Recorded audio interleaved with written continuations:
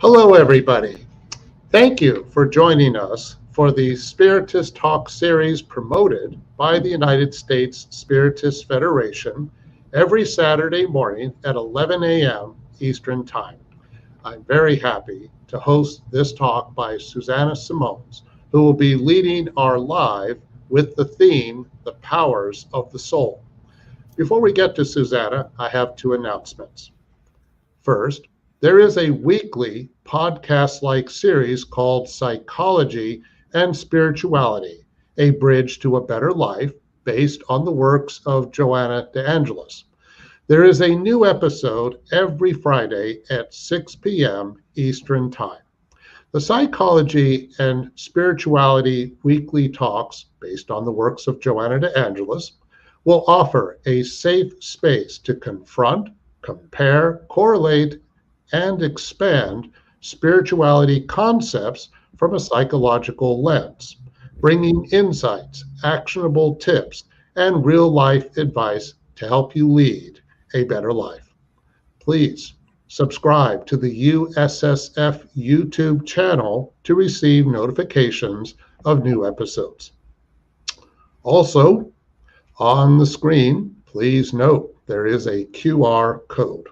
If you want to help the USSF produce more publications and promote Spiritism to everyone, please scan the QR code on screen to make your donation.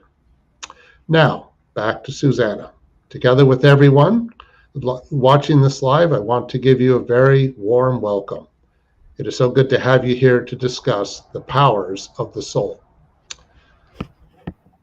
Before she starts to enlighten us in the next hour, please allow me to introduce SUZANA more formally. SUZANA SIMØES is an active worker of the Spiritist movement. Dr. SIMØES spends her time between her professional work as a doctor of physical therapy, her family, and the dissemination of Spiritism. SUZANA has worked as a member of the Florida Spiritist Federation of Florida and the United States Spiritist Federation. She is one of the founders of the Conscious Living Spiritist Group in Miami, where she works primarily overseeing the work in English. She is an active speaker in the U.S. and abroad. Good to have you here, SUZANA. Thank you, Peter. Good morning, everyone. I'm happy to be here today to share with you some thoughts about the powers of the soul. Very often in our journey of spiritual enlightenment, we are focused, rightly so, looking into our limitations and the areas of opportunities for transformation and growth. Not as often as probably we should and could, we are looking at the powers that we have, the forces that we have in our favor that we can be utilizing to propel ourselves forward. It's important to remember as we get started here today that in the Gospel of John, we find the sentence by Jesus who said, "Whoever believes in me will do the works I have been doing, and they will do even greater things than this." Well, there isn't greater power than the power of consciousness. So when we think about our powers, the power of consciousness, the power of awareness, the power of presence, of understanding, of connecting with who we are as expressions of God, as God ourselves, relatively speaking, within the limitations of humanity, but we are God. We have the potentialities. We are heirs of the Creator. And so having that awareness, it is perhaps the first important step as we start to reflect on what does that mean and what powers are there available to us. One of the most powerful things that we have, it is the power of our minds. If we are God's heirs, if we are alike, godlike, we have in ourselves the power of love and the power of intelligence. And we have our minds. The mind, it is very powerful. And the mind is the place where our thoughts will be formed. They are the result of these energy that we call in Spiritism the mental energy. And through this energy that we project, our thoughts are formed and they are projected, and they will be constructing, influencing our reality. So the mind is a very powerful force.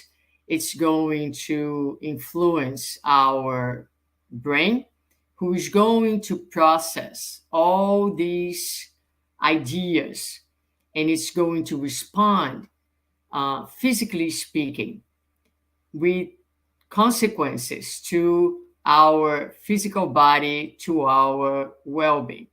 So the very first thing that I would want us to think about, it is the power of our mind. How aware are we of this power that we have? And if we are aware, how aware we are on how we are utilizing the power of the mind. And beyond that, are we aware of the elements that are part of our thought process? For example, we live in a time where we talk very often about the power of the mind. We talk very often about positive thinking. But are we really aware of everything that entails and everything that all the components that compose our thoughts? They are part of our thinking process. So when we think about the mind and the elements of the mind and our thinking, there are some forces that we have within ourselves that we could more often not only be aware, but tap into them to help them to leverage, to propel us forward in our evolutionary journey. So our talk, our reflection today is about bringing this awareness to the forefront of our beings so that we can tap into these potentialities that we have. We are all, if you're here listening to this, I think I can assume that you are committed to your enlightenment process. You are in that journey. So it would make sense that we are aware of the tools that we have that can help us to move forward in a secure way. So when we think of the mind, we have within our minds, and it's important to make it clear and to differentiate that the mind is a property of the spirit, not of the physical body. So our brains without the spirit is dead matter. Our thoughts, our ideas are not generated in the physical body. They are generated in the immortal spirit. This immortal spirit is the source of these projections. So we have within ourselves our impulses. Our impulses, they speak about the power of our reactions. So it is our instinctive life. This instinct is there, it is divine, and it has a divine purpose of protecting us, of guaranteeing our lives. So a lot of our reactions come from the power of our instincts. We have within ourselves our desires, and our desires speak about the power of our themes. So each one of us, an immortal spirit in an evolutionary process, brings within ourselves a primary theme, a theme that is present in our day-to-day lives, in our interactions, in our relationships, in the circumstances of our daily lives, that we may be more or less conscious of what it is. But it is a force that plays a role in our daily living, just as our impulses are also a force that is being played in our day-to-day experiences. We have reason. Reason speaks about the power and the force of our humanity, different than any other uh, kingdom, any other creature. Humankind has the power of reasoning.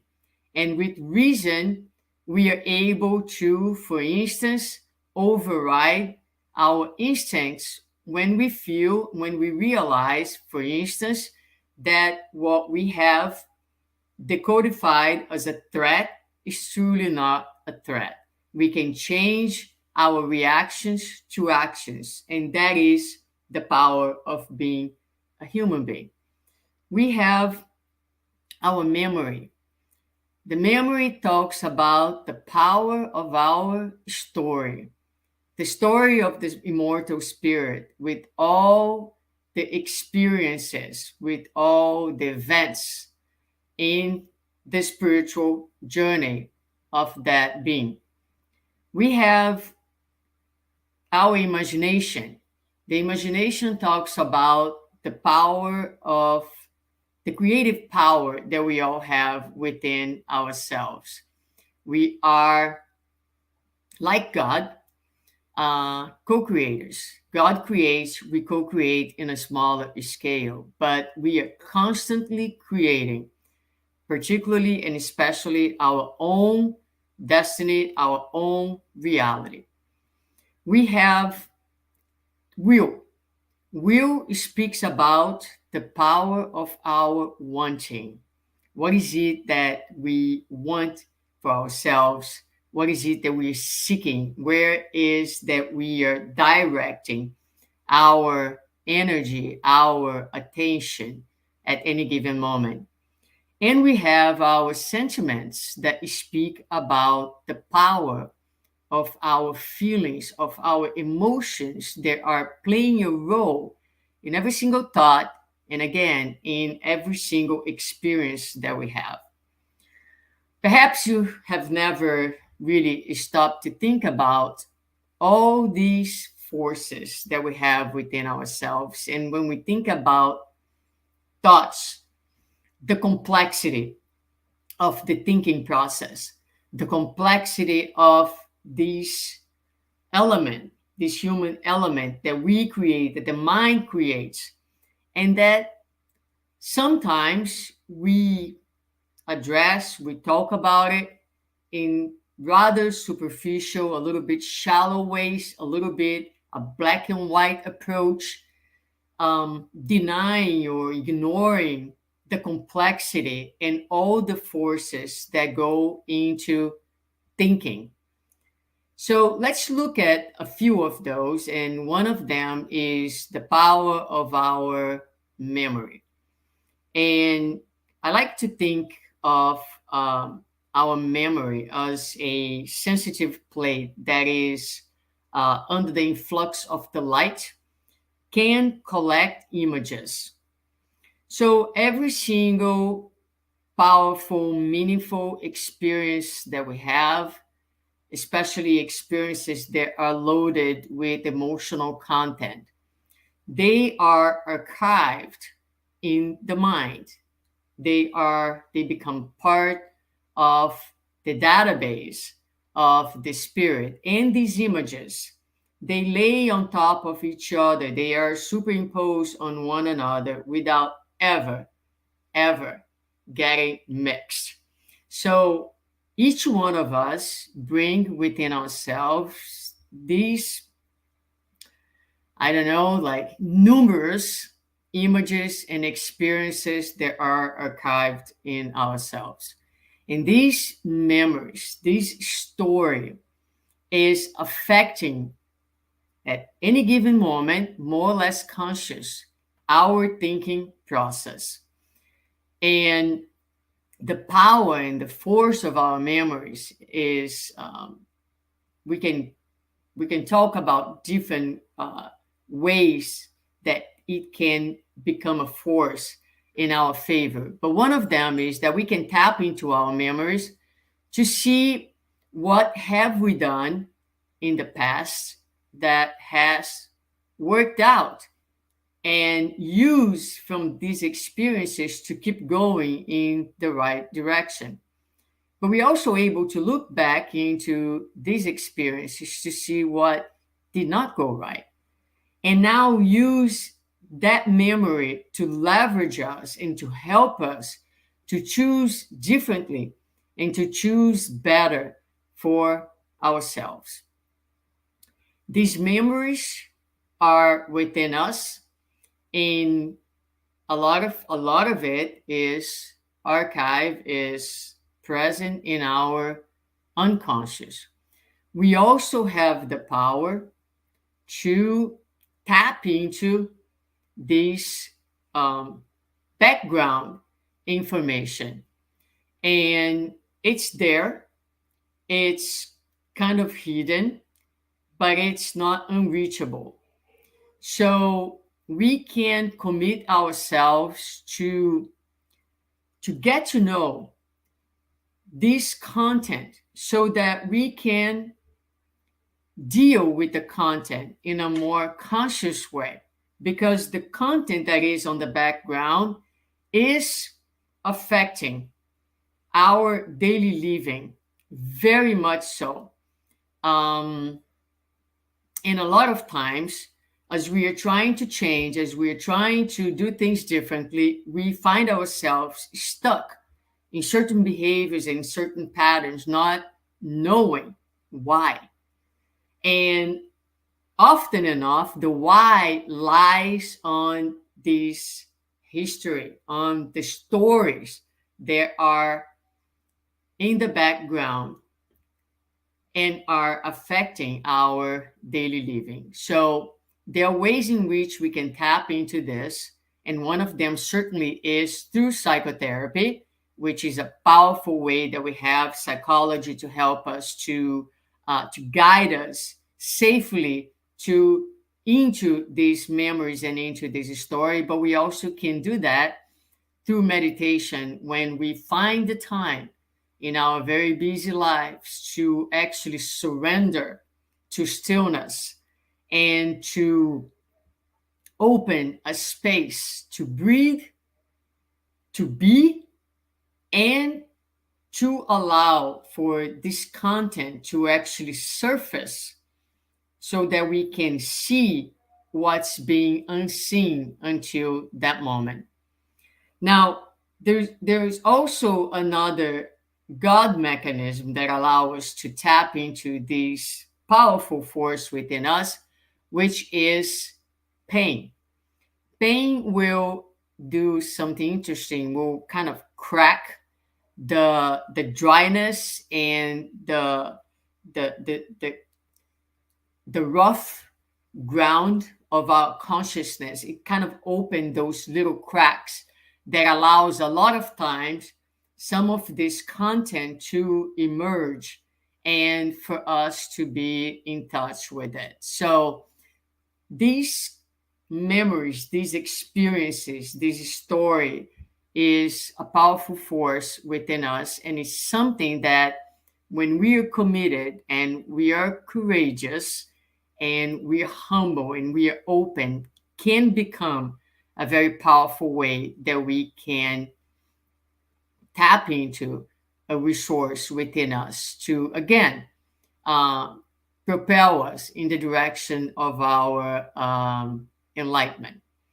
Now, we also have the sentiments. We did talk about the feelings. And when we talk about the feelings, I like to use an image that is related to photography. And in photography, the cliche is the negative image that is obtained within the dark room. And from this negative image, we can extract innumerable positive proofs. So similar to what happens in photography, in the same way, thought is the matrix that is composed in the intimacy of the being. And from these matrix, we can also create many, many different manifestations of our individuality.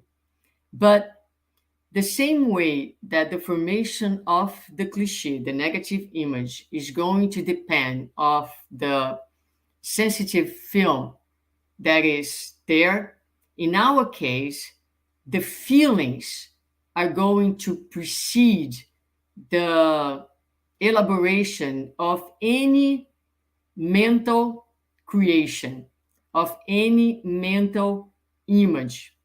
So this is a very powerful idea and understanding that preceding the formation of our thoughts, before the formation of the ideas that we are projecting, pre-existing any thought, there are our feelings.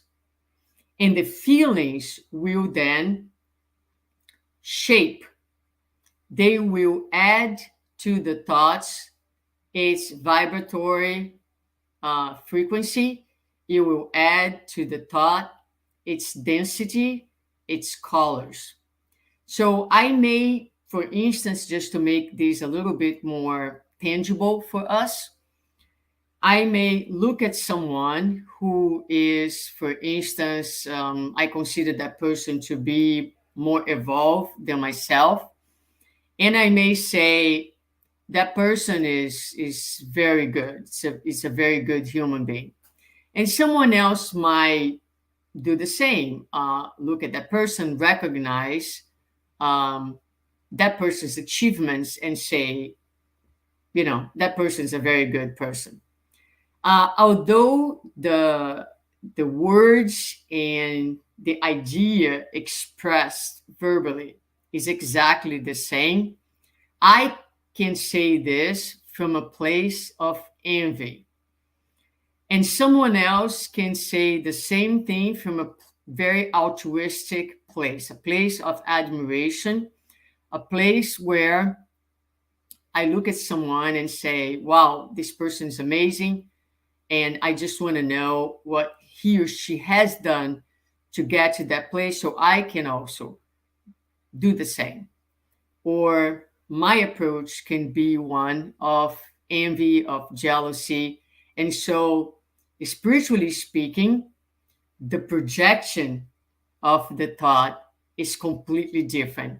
If someone could see energetically where those two individuals are, they would see that one is in a very cloudy space, a space of misery, whereas the other one is in a space, a much altruistic, a much more harmonious place to be. So hence the importance of our feelings that go beyond the projection of our inner world that allows the spirits to identify precisely where we live, mentally and psychically speaking, but also our thoughts, and immersed and embedded by our feelings, they will trigger within ourselves electrochemical processes in our physical body. And just as the atom is a very powerful and living force, but it's passive before the thoughts that will kind of guide it in the direction of good or harmful actions, the mental particle is also very strong and powerful, but it's passive before the power of our feelings. So, depending on what feelings we are harboring, we are nurturing within ourselves, if it's something that is being sustained over time, it will generate within us this accumulation of fluids that will lead us either to disease or health, that will create within ourselves an environment that's going to be either balsamic or acidic, sweet or bitter, life-giving or deadly, nourishing or exhausting. And all that to the power of our feelings, of our sentiments. Again, that explains why nowadays we have so much focus and so much attention to this very important component of our humanity, because it is a very powerful force that we have, something that we need to be aware, because it does shape very much so our existence, our situation, the circumstances, and where we find ourselves. We have the power of will. And like I said, willpower is something, it's a very powerful force. The spiritist literature is going to tell us that it is one of the main powers of the soul. It is a volitional impulse, meaning that it is something that we can train, we can activate through our consciousness, through our want. Is something that can be exercised, that can be strengthened. A lot of times we struggle with our wills, and we find ourselves in the position of Paul of Tarsus, better saying, when he's going to say, the things that I don't want to do, those I do, and the things that I don't want to do, I do, and the things that I do want to do, I don't do, right? So, and why is that? Because a lot of times when we're dealing with our wills, we have the will of our ego, who is deeply identified a lot of times with the material, with the illusions of the world, and we have the will of our self. And the will of our ego, a lot of times, still prevails because we're scared, because we don't know any better, because we're frail. But will can be strengthened, can be nurtured. And the more we understand about the purpose of life, and the more that we educate our feelings and our heart, the better and more equipped we are to channel our will in the right direction, in the direction of the self, in the direction of goodness, of love, of the God within. So our will is going to act over our consciousness with energy, with perseverance towards the soul's desires and wants. And it's going to work together with our thoughts and with our sentiments. So when we align all those forces, our feelings that we are aware, that we are processing, our want, our thoughts, when all of those forces are aligned in one direction and they are working synergistically, we have a very powerful motor and machinery within ourselves that can really leverage our evolution and our self-esteem. Why our self-esteem? Because the moment that we start to get things right in our lives, we get to realize how able we are, how powerful we are, how divine we are. When we get things right, this experience, this feedback loop really enables us and gives us what no material experience will ever give us, which is the realization of our own light, of our own beauty. And that becomes a self-nourishing process that helps us to shift from this paradigm that we live in of scarcity, of darkness, of evil, to a paradigm of divinity, of light, of positivity, of certainty that, going back to our opening statement, that yes, we can do this and we can do a lot more than this. Those, our will, our feelings, our thoughts, they will have the power to either keep us grounded to the material realm or create the wings that will help us to fly and to experience different levels of realization and achievement. So when we think about our thoughts, getting back to our thoughts as a whole, right? The thoughts are a force that's going to determine, that's going to establish, is going to transform, is going to build, destroy, rebuild. With our thoughts, as I mentioned before, we are creating our realities. We create our identity, our spiritual identity. We create our psychic home where we live in, the atmosphere, the environment that we live in. So our thoughts, they are an extension of our inner nature. It is our own individuality in action.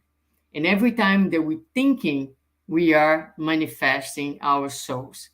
This understanding helps us to, it's the underlying science that helps us to understand the law of attraction, affinities, influences.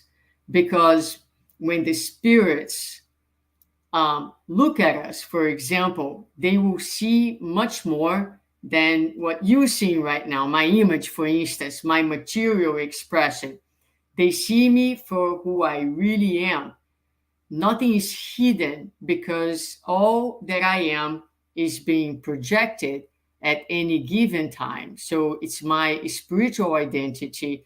And again, that identity is going to, other minds will identify who I am, will identify my likes, my tastes, and they're going to either say, I like this, I want to be connected to this, or I don't like this, I'm going to look for someone who is like me. So anytime we want to change, so many times people come to the Spiritist Center because they feel they are being influenced, they are being obsessed. And part of the healing process, part of changing, is changing the person's vibratory frequency so that you are attuned to spirits who are also in a different vibratory frequency. So, like I mentioned before, thoughts are a force. We did mention and talk a little bit about mental energy. So although it's something that we not see, it is matter, it is imponderable matter, and therefore it is under the laws of nature, including, for instance, the law of gravity. So our thoughts will either generate our imprisonment on earth, or they are going to open up the path to the heights, always, always according to our interest.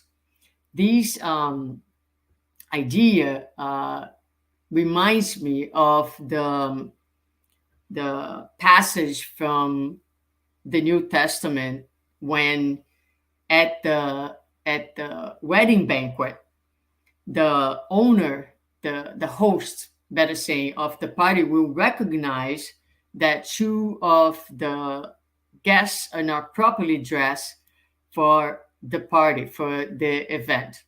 So that means that they didn't have the proper attire for that occasion. So if it is our wish to experience the kingdom of heaven, if it is our wish to enter that space, that celebration, it is also important that we are properly dressed for the occasion. And the way that we dress ourselves is through our thoughts. Our thoughts, they will establish the environment of our home, and we are dressed also by our thoughts. So in order to enter an experience of lightness, of peace and harmony, it is necessary that we dress our emotional, psychic being also with that experience. It is an experience that comes from within. Now, I hope that by now you understand the complexity of our thoughts as they embedded with our feelings. Our will is playing a role, our memory, our story, our desires, our themes. So when people say, you come, you see someone who's struggling, someone who's having a difficult time, and you say to that person, hey, just be positive. Just have a positive thought. This has become such an easy thing to say, and has been disseminated in ways that I feel to be harmful many times, because are not sensitive to the complexity of thoughts. So when you say to someone, just keep a positive thought, that should never mean that the person should deny the existence of a problem, that the person should deny the existence of the feelings, no matter what they are, without labeling them, just being able to be with whatever it is. That should not mean that the person is denying the process in itself. So from a spiritist perspective, to have a positive thought is actually to be able to courageously sit with the complexity of the thought, the situation, the feelings, the story, without ever losing hope in the process, in him or herself, without ever losing hope in one's own becoming and ability to transcend and to transform the reality precisely by acknowledging the reality and allowing oneself to be with what it is. So I think that's a very important distinction that we need to make, and that takes us to the next power that we have, which is the power of choice. So now, if we are more aware of all these forces that are within us, we can choose better.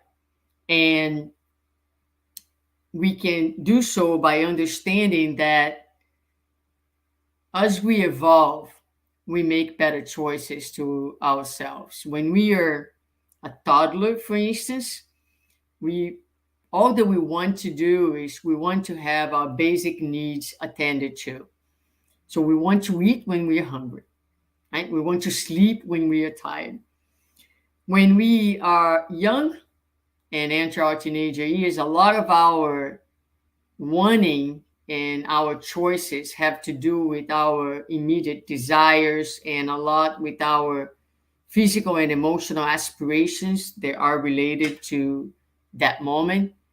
And as we grow up and become adults and more mature beings, then we have ideals. And ideals are the result of an elaboration of our feelings and our thoughts. And our wanting now, hopefully, is directed towards a purpose. And it is supported by the will of the individual. So our choices become better the moment that we are able to tap into all these forces that we have within ourselves and channel them correctly. So the healing of our soul, the achievement of this place, better place, a place of more inner harmony and happiness, comes from one's ability to mobilize the forces of life again in the correct way, rightly so. And in the Spirit's book, we are going to learn that man is only unhappy when it distances himself, herself from God's laws.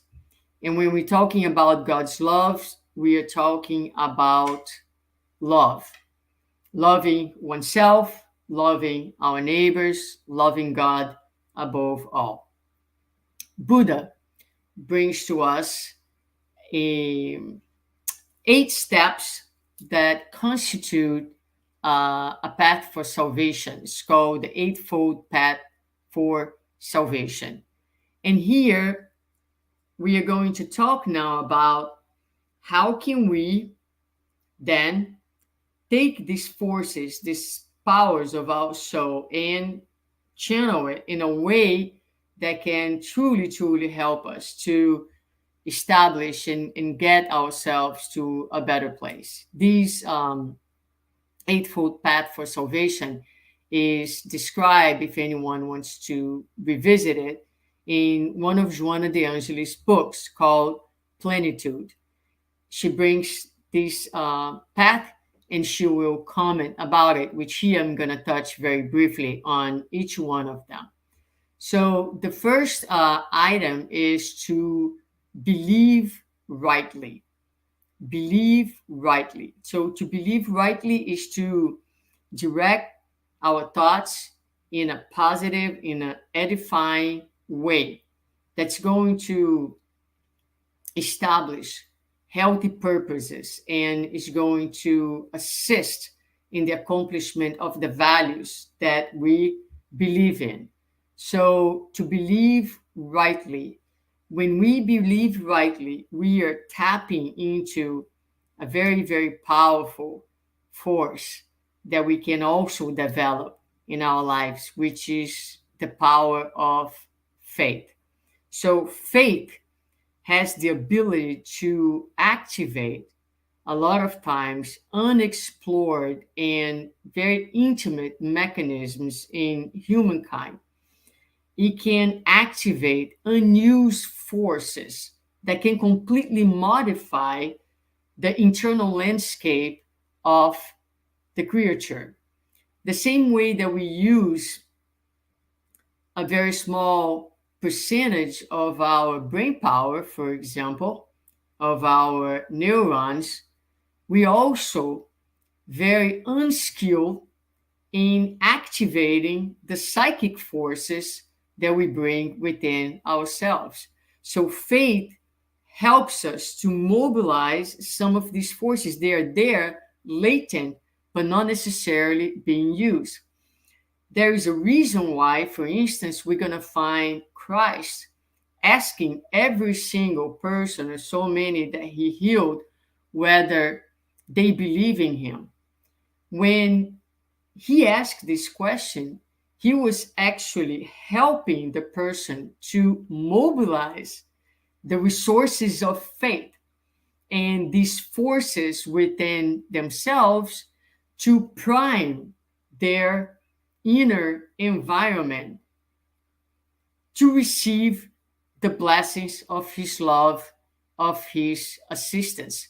But the person was actively engaged in the process through faith, again, priming his inner self. In other words, getting the inner environment in an appropriate condition so that the healing could take place. So faith is powerful, and that is, it helps us to understand when we hear that faith moves mountains. It does so precisely because it activates those resources that are within each and every one of us. The other thing that Buddha is going to talk is about wanting rightly.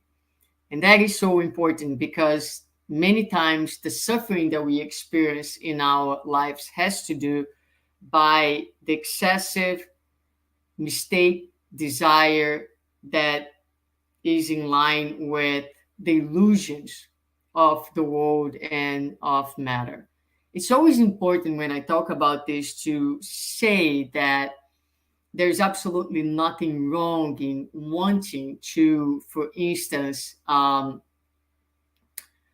achieve comfort in our material life. It is the search for comfort, for well-being in the material world that's going to allow us to develop a lot of our skills, our intelligence, our creativity, actually mobilize some of the resources. But we have to be careful not to be like the rich man that was ready to follow Jesus, but wasn't ready to leave his things behind. And the issue with that man was not that he possessed things, but that he was possessed by the things that he had. So wanting rightly is being able to truly understand what is important, what is valuable for us in this life. A lot of times we think about the value of material things, a value that is inexistent because someone one day decided that certain things would value so much and certain things would value another price. Those were established by us. But for the more immortal spirit, what is the true value of those things? Who determined that? So it's important for us to keep that in mind and help that to guide our wanting towards the things that are eternal and the things that are really going to stay with us. It's also important that we speak rightly. So we believe rightly, we want rightly, we talk rightly, because the good words will always strengthen our character, will sweeten the heart, and will light up life. So all of us in our stage of evolution, we do carry some darkness within ourselves. And when we allow ourselves to spew that out through our words, it's as if you were taking your garbage uh, to the back of the house here, as I do. And instead of taking all the way to the trash can, I spew it on the street. And I let that to be seen and affecting now not only me, but also the life of others. So speaking rightly, this exercise, this careful action is also very important in the way that we are dealing and mobilizing our own resources. The next step is to operate rightly. So operate rightly, to do rightly, is both a preventive therapy technique and also a cure for our sufferings. Because every time that we do something wrong, a lot of times it took a second for that poor decision, for that poor behavior, and it might take a long time for us to be able to fix that. So to commit every day, to have intention of day every day to do things right will save us the extra work of having to repair, of having to retrace the path, of having to redo things. And then we go from doing rightly to living rightly. So living rightly is when you decide that it's not that you want to do things right, you want that paradigm to be your everyday intent.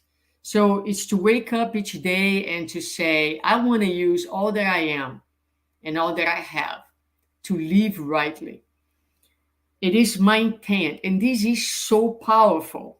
And I really recommend this small practice of setting up intents. What is your intent for today?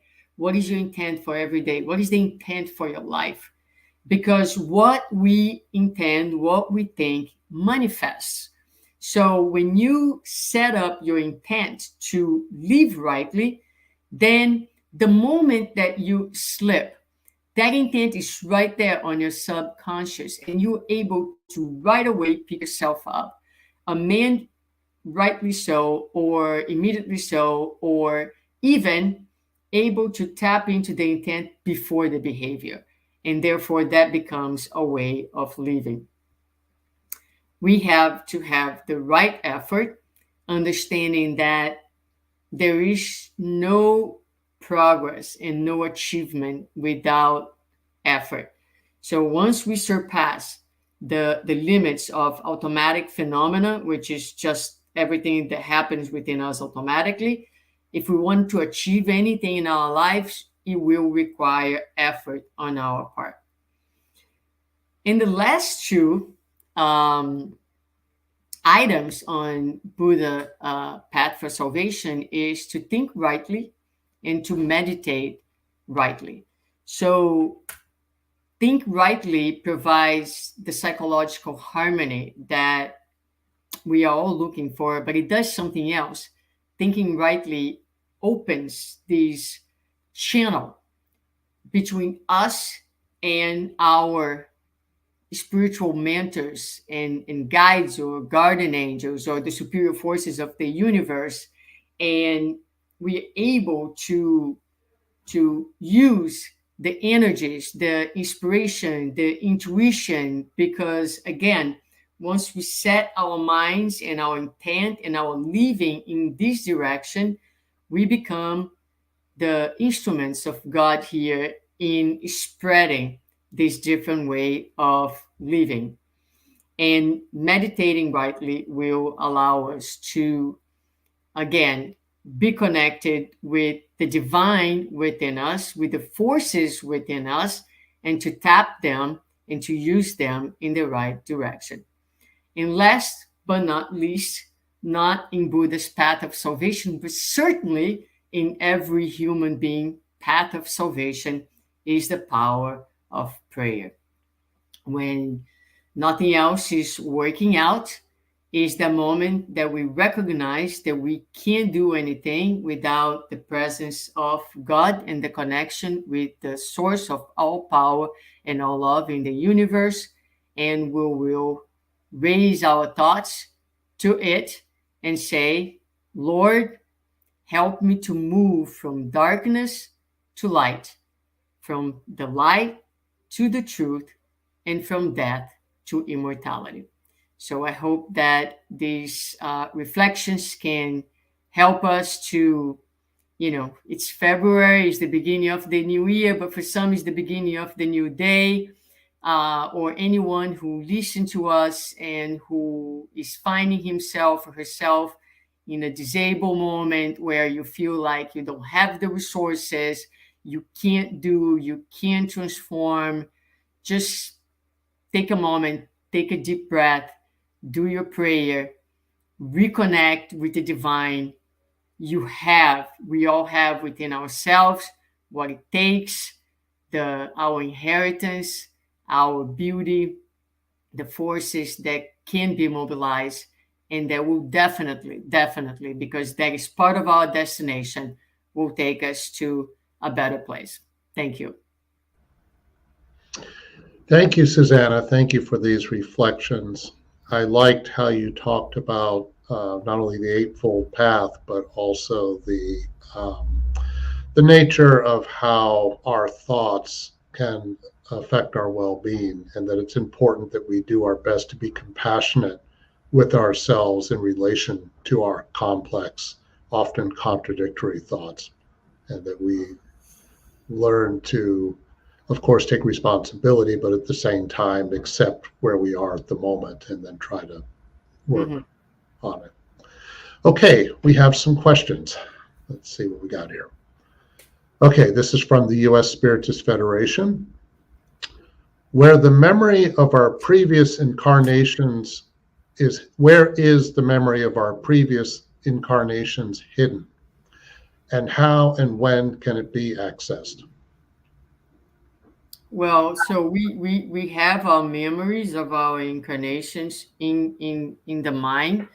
We have in the perispirit is where our spiritual body is, where we have these experiences archived. So it's important because these experiences, they are going to shape our new incarnation.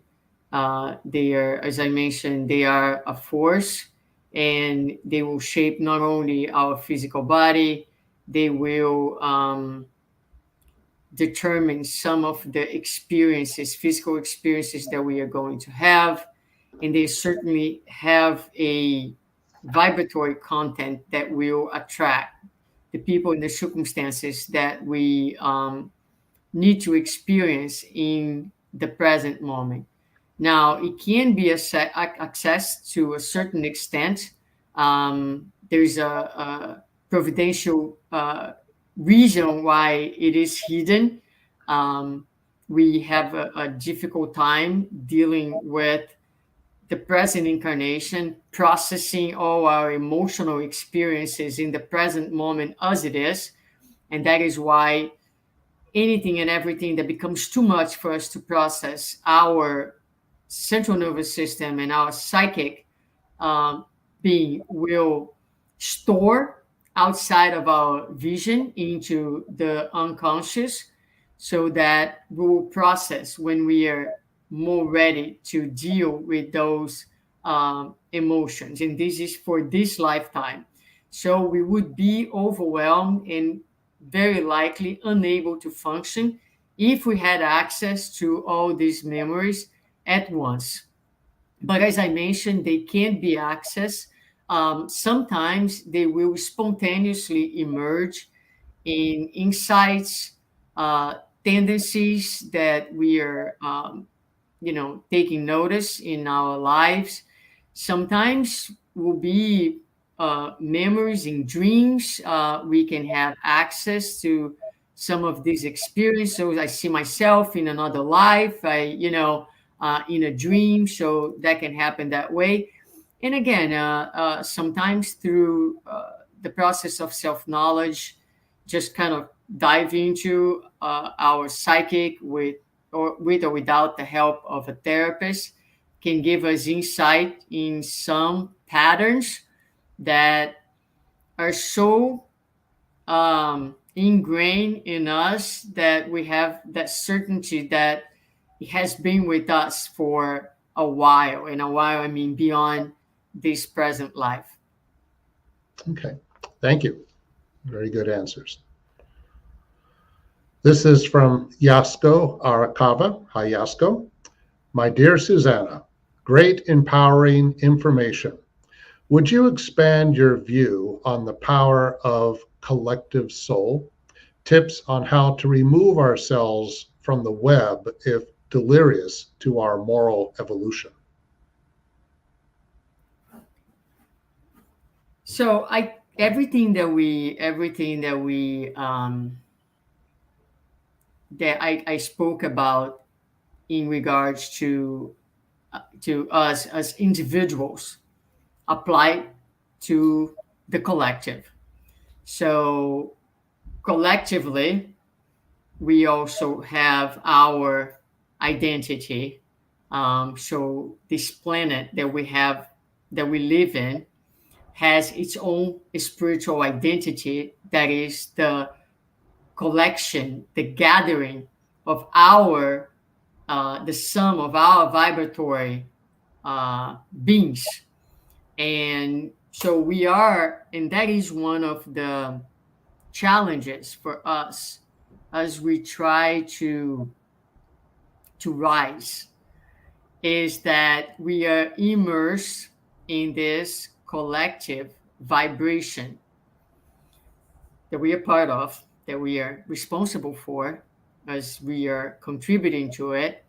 But every time that we try to rise above, we have the power of the collective consciousness kind of a lot of times dragging us down.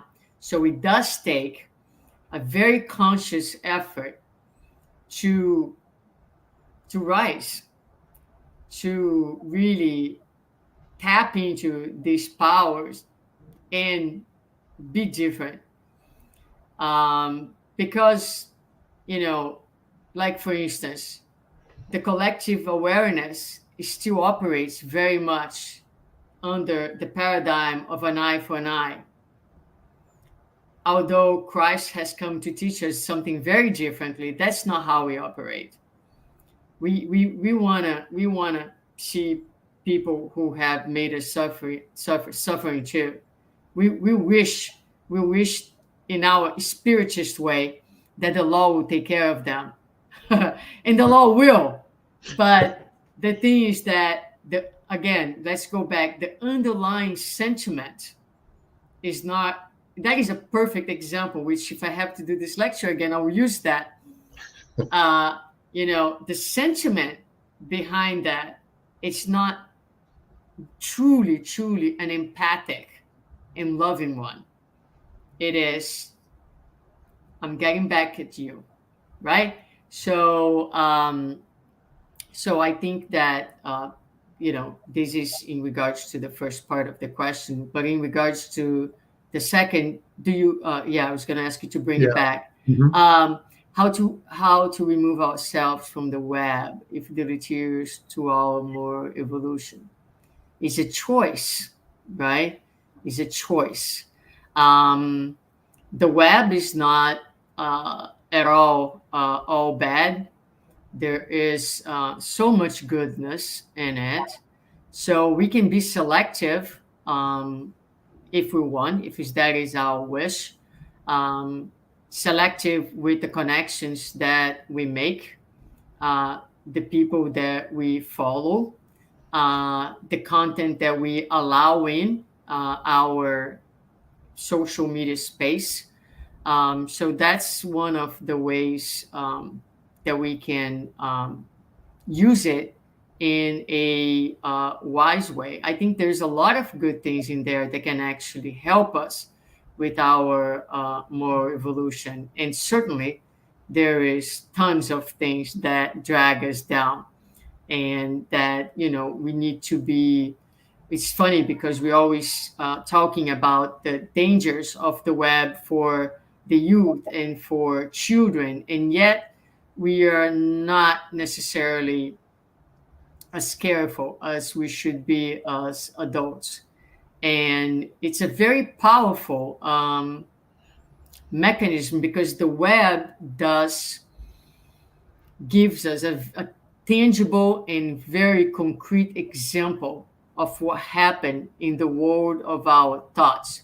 So as I project my thought into the web with a comment, with a statement, what that's going to do is I'm going to have many minds, followers, who will identify with that thought and will put a like. And so as I project that,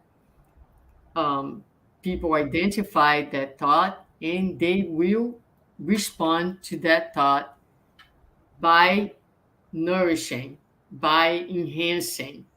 And so when we are thinking, we are projecting our thoughts in the universal web. And in the very same way, we are getting tons of likes. So we need to be very careful with what is it that we are posting on a moment to moment basis. Because as we know, each one of us is followed by a crowd of witnesses. And some we see and some we don't. So we have to be careful with what we are posting, not only on the internet, but on the universal web. Very good points. After all, the web is a tool, and when Kardec talks about Spiritism's point is to pursue the good, one of the ways to do that is taking responsibility for what we put out there in public. Mm-hmm. Okay, next question from the U.S. Spiritist Federation. In terms of cause and effect, how much do our negative or positive thoughts matter when we do not act on them?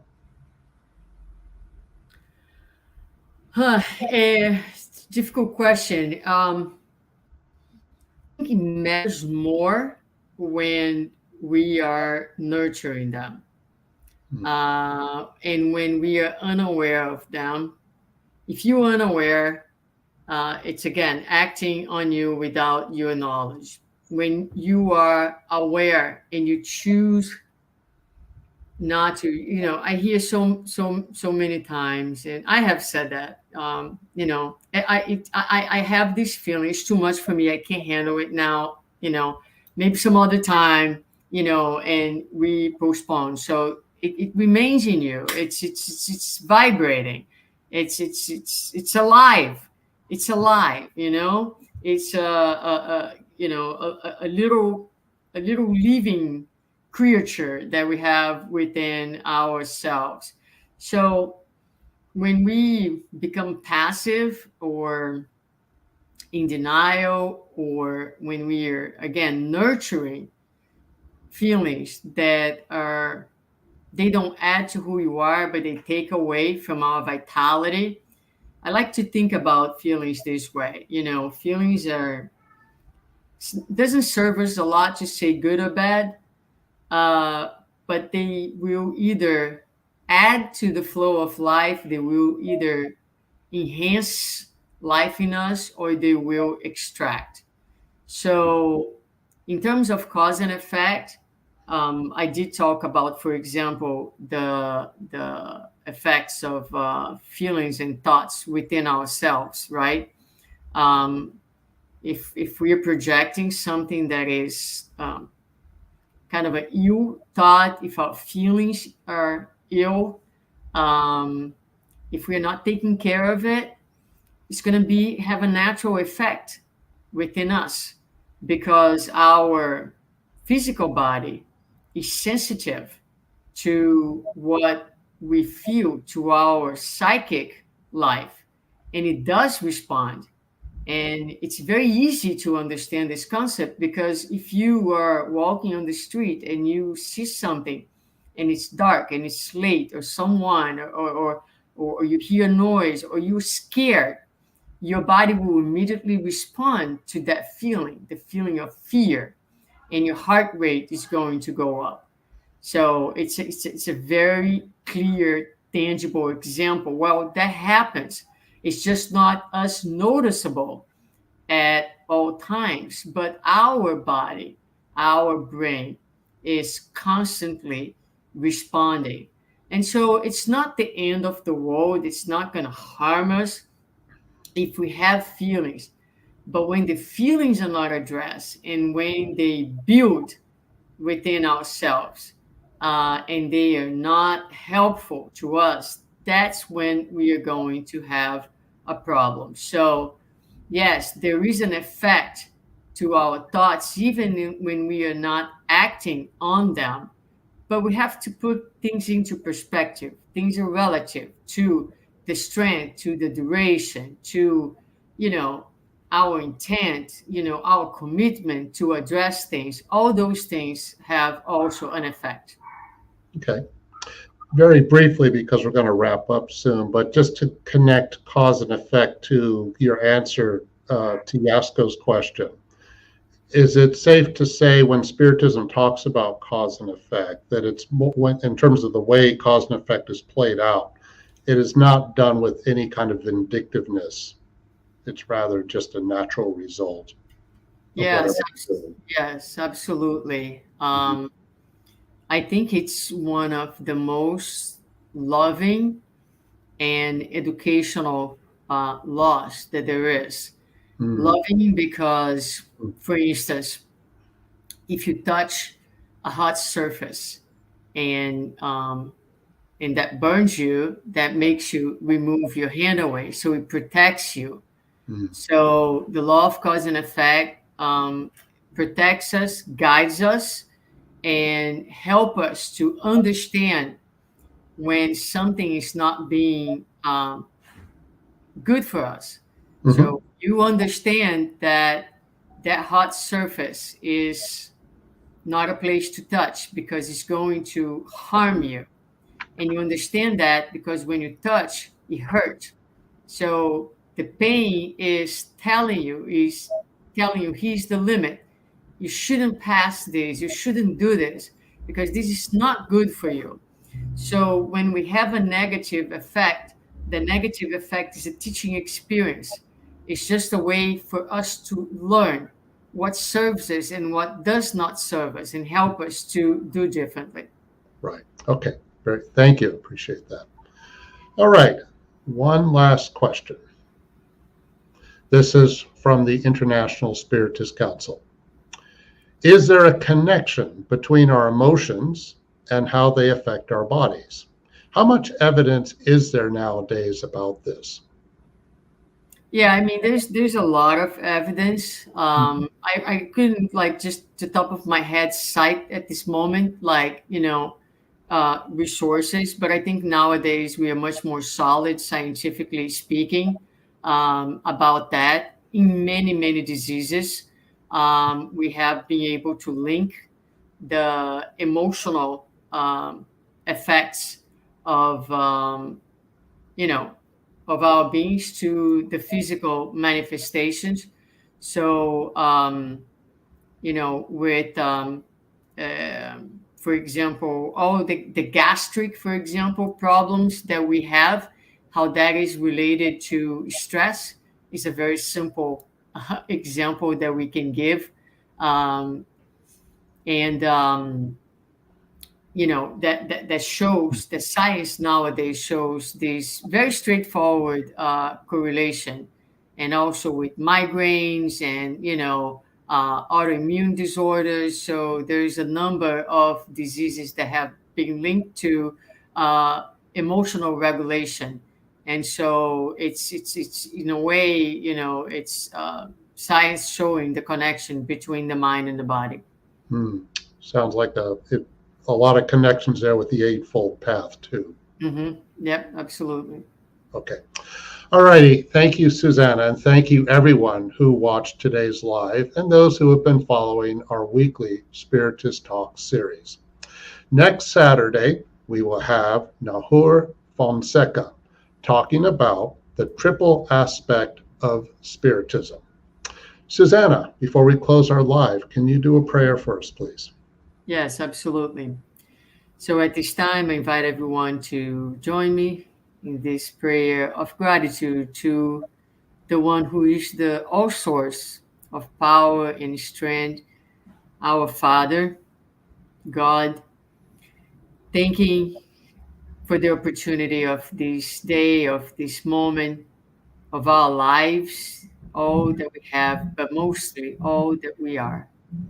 It is with gratitude and recognizing God's love and power that we end our life today, asking God to bless us all, to bless this humanity, and to bless each one of us as we press forward in our work, in our journey towards enlightenment and peace. Thank you so much, and so be it.